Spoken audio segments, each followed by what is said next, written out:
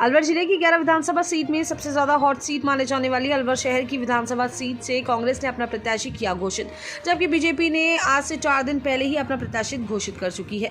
जहां वैश्य समाज टिकट की मांग कर रहा था, वहीं कांग्रेस ने वैश्य समाज से अजय अग्रवाल को अपना प्रत्याशी घोषित किया है। अब देखना होगा कि वैश्य समाज जितना विरोध कर रहा था, कांग्रेस प्रत्याशी के पक्ष में कितने बढ़ चढ़कर सामने आते हैं। अलवर कांग्रेस पार्टी ने शहर से अजय अग्रवाल को टिकट दे दिया है। पार्टी की तरफ से घोषणा होने से पहले अलवर में पूर्व केंद्रीय मंत्री के सामने जिला अध्यक्ष योगेश मिश्रा ने घोषणा कर दी। असल में अलवर शहर के स्वरूप विलास होटल में पार्टी के नेता व कार्यकर्ताओं की मीटिंग बुलाई गई थी, जिसमें कांग्रेस जिला अध्यक्ष ने मंच से कहा कि भंवर जितेंद्र, आपकी तरफ से अजय अग्रवाल को बधाई दे दूं। उन्होंने कहा हाँ। फिर वहां मौजूद कांग्रेस नेताओं ने अजय अग्रवाल को मालाएं पहना दी और भंवर जितेंद्र सिंह के जयकारे के नारे लगाए गए। यह भी कहा कि एआईसीसी की घोषणा होने से पहले मीडिया को सूचना दे दी। अब अलवर शहर में अजय अग्रवाल और संजय शर्मा के बीच कड़ा मुकाबला होगा। छोड़े हो जाओ।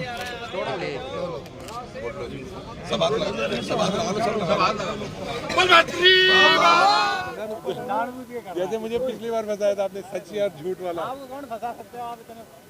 चलो इनका लीजिए। हाँ जी, अजय अग्रवाल जी, बहुत आपकी अच्छे पहली प्रतिक्रिया क्या है वैश्य समाज के लिए?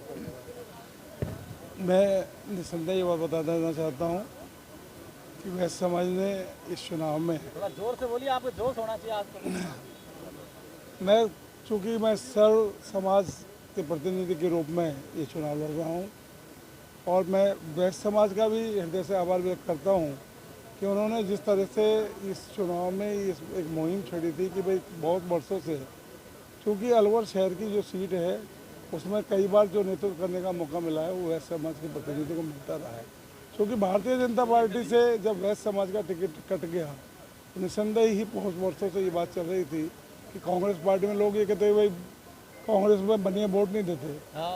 ये बात आती थी कि भाई बनिए वोट नहीं देते। बनिए इसलिए है कि जब तो पार्टी ने कभी बनियों को टिकट नहीं दिया तो ये बात आती थी। मैं पिछले चुनाव में बहन श्वेता सैनी के साथ पूरे दिल और जान से चुनाव लड़ा और मैंने अपने लोगों को परिवर्तित करने की बहुत चेष्टा भी करी, उसमें मैं कुछ अंश तक सफल भी रहा।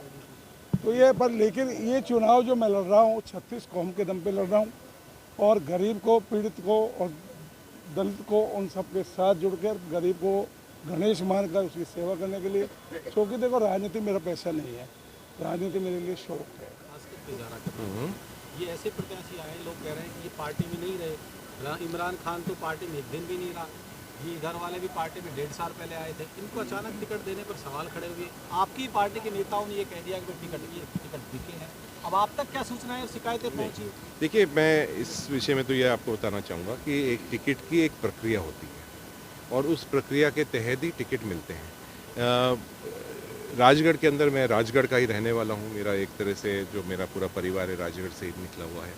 मुझे उस बात का दुख है। जौहरी लाल जी बहुत वरिष्ठ नेता हैं, मेरे बहुत ही ज़्यादा नज़दीक हैं जौहरी लाल जी। अभी कुछ महीने पहले भी मैं उनके चुनाव प्रचार एक तरह से उन्हें शुरू ही कर दिया था, उसमें भी मैं गया था, उसमें काफ़ी उद्घाटन हुए थे।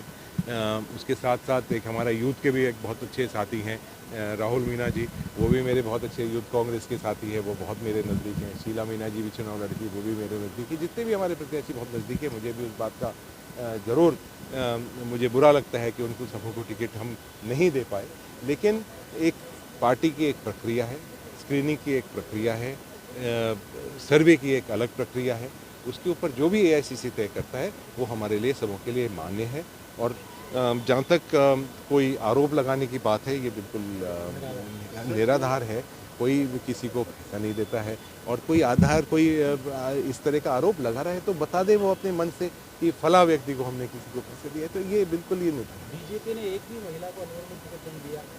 कानून को लेकर के आप लोगों के लिए बड़ा मुद्दा है जो हम उठा रहे हैं, आपको बोलना चाहिए इसमें। अभी ये चुनाव प्रचार शुरू होने दीजिए, उनको भी वो मामला भी उठेगा। बहुत सारे और जो मामले हैं, मैं तो सबसे बड़ा तो मामला ये है कि आज 5 साल हो गए मोदी सरकार को, एक कोई काम करा हो राजस्थान में, अलवर के अंदर, अलवर शहर के अंदर। और एक सबसे बड़ा जो उनका ये है कि आज ERCP जैसी योजना, जिससे पूरे सिर्फ अलवर को ही नहीं लेकिन 13 जिलों को उसका फ़ायदा होता, 2 बार घोषणा करने के बाद पूरे राजस्थान को प्यासा छोड़ रखा है। यहीं जल संसाधन मंत्री भी हमारे राजस्थान के रहने वाले हैं। 25-25 सांसद हैं जिनकी आवाज़ नहीं निकलती है। ऐसा कैसा हिटलर चल रहा है? हमारे सांसद 25 सांसद हैं, लोकसभा के अंदर क्वेश्चन नहीं लगा सकते हैं, लोकसभा के अंदर बोल नहीं सकते हैं। इनको डर लगता है कि प्रधानमंत्री श्री मोदी जी के पास जाएं, अमित शाह जी के तो दरवाजे में नहीं घुस सकते हैं, राजस्थान की अलवर की बात कर नहीं सकते हैं। तो किस तरह का राज्य है ये? ये तो अब